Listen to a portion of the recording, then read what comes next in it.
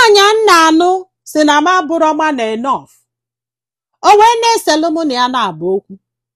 Ọ sị na ya mee mistake wee nụba m. Na ọ bụrụ na ya gbanọ ife ka anya ga-afụ na ya ka anụghị m o. Ọ sị m nne na this lady na mgbe fa na-akwụ na fa dịkwa happy. Oluzie ka fa batala ife niile kwụla ọtọ gbanwee. Nye echekwado egwuregwu nwaanyị adịrọ happy ndị maka na ọ dịrọ happy na ya nwa adị ọkwụ happy. Ya wee kpọọ ya wee sị ya na ọ bụrụ na ọ chọrọzi this marriage na nsogbu adịrọ na fa ka amụtakwa nwa o. Ka o jebele onwe ka ajebele onwe. In fact ka fa na-abụ welie na fa be mistake. Ọ sị m nwunye ekwekwela o. Nwunye ekwelu si ni achọrọzi. In fact na ọ ka mma onye ọbụla jebele onwe. Ọ sị m nne na fa na-abụ bi na apartment ebe fa na-akwụ ụgwọ. So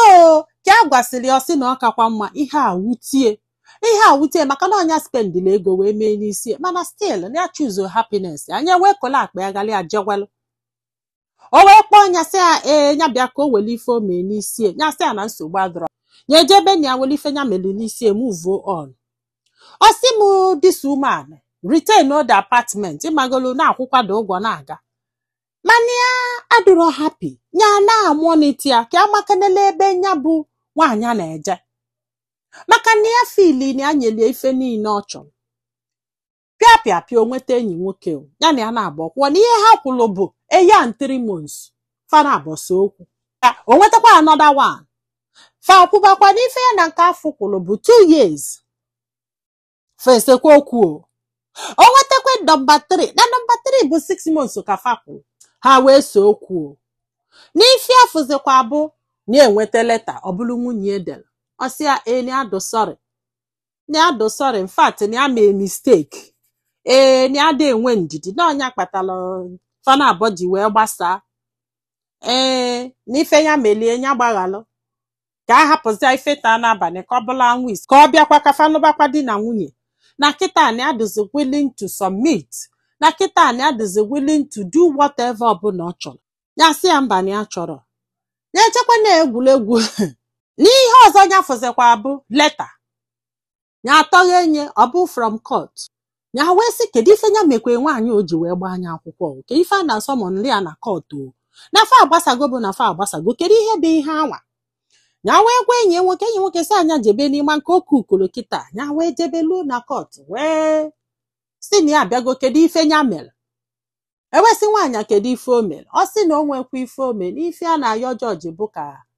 ọ reconcile afa ka afa na-abụ nụbakwa di na nwunye ni adụ sorry na ife nya mere na ife nya na-ayọ discot biko di gbaghalị ya na ama mmezi ọzọ na ife a ji wee wetie na court bụ na ọ ka anwụọla ya iyi ịmago na ịbịa court na ị ga-asụ otu before iwe mebe ife ọbụla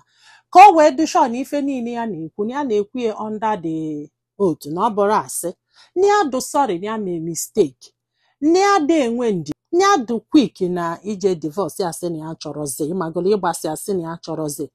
Ọ sị na ihe a ka nwaanyị a ka ọkọgide kọsịa jọji wee sị nyanwa na ya anụgo ife dị ume anụkwu ka ekwe n'ife a nwere ike ikwu ya wee sị jọji na ọ nwekwa ife na-ese no ndị ọjọọ sị na ya nọsị ala ofilibe na eruru ogo ndị kwesịrị ịnụ ya ka ọ bataziri ya na ya na-abọ biri nwaanyị na ha kwụrụ akwụ o n'ife a chọrọ ịma bụ si jụọ onye ife si elu ya na ụmụ enyi nwoke niile ndị adụ shọ na ya na mmadụ na-aba akwụgo sinsi fa gbasara. O wee sị na ụmụ nwoke afọ niile ya na ya na-abọ kwuru na o nwere nke nwee kwaliti nyanwa bụ die na ọ kasị fa niile mma na ọnya ka a ji wee sị mba ka achigebe azụ. Na ụmụ nwoke afọ niile na o nwere nke nwee half of quality nyanwa and ya achụpụ ya n'ụlọ dị ụtọ na gịnị mee nne nere anya ọfụma ya na-adọba quick to anger. Ọzịbụ dere ike gwụkwara ya o jọji wee sị ya na ama force this man ka ọ nụbakwago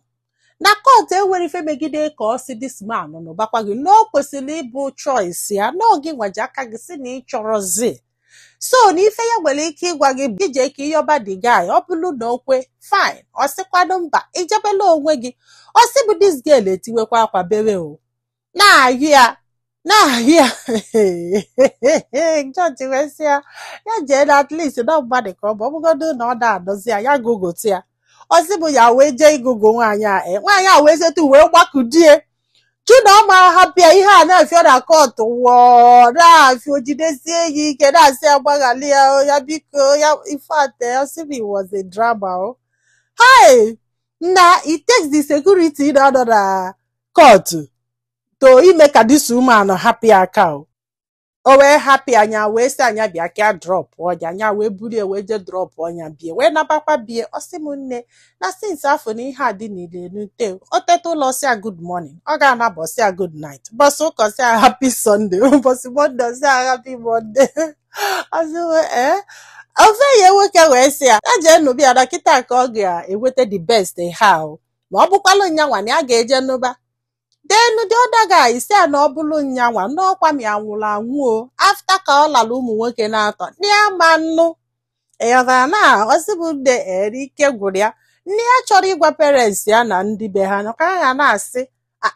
anọkata anụbakwa but it happens because na George si that na ọ na-eme o na court na ị ga-afụ ndị ga-agbasasị emesikwa ha ichigetekwa azụ emesikwa ha agbasakwa emesikwa na ya afụgo ndị bịa 4 times. Apịghọtago so na ọ dị possible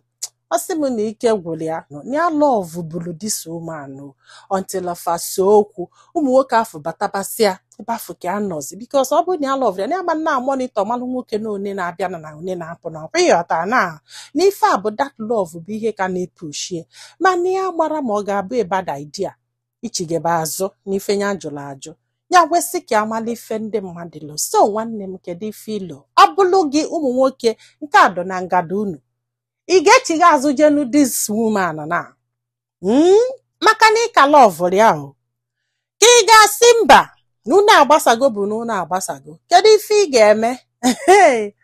ololo iya abụrụkwana m ife ga-ekwu o ọ bụrụ na ị bụ jealous man agba m na o nwere ihe megide enu ka ịnụkwa this lady again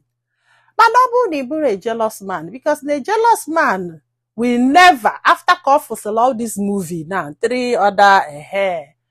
mana ịgbakwa na aka nke ọzọ nwaanyị anụrọ di ọsọ nke ịfụlụ n'anya na nke akọlụ gị ka ị ga-ekwe o nwelu ndị na-emekarị na-emesikwa ebọsịfa ga-anụ di fabulu angel n'anya di ha if you feel like forgiving her then it's okay. Maka na isi m kwụsikwe n'ife amelụ no actually ọ ga-ahọmbụlụ ya imife na-aza na 3 men bata na ndụ mmadụ ọ sị na facha niile na o nwere onye nwee yo quality o gosi na ido so you are number 1 ọ bụ na ife ị ga-emenwu then fine ọ bụkwa na ọ bụrụ ife ị ga-emenwu you move on. Ndị be anyị daalụ nọ ka ọ dị n'ụbọchị ọzọ.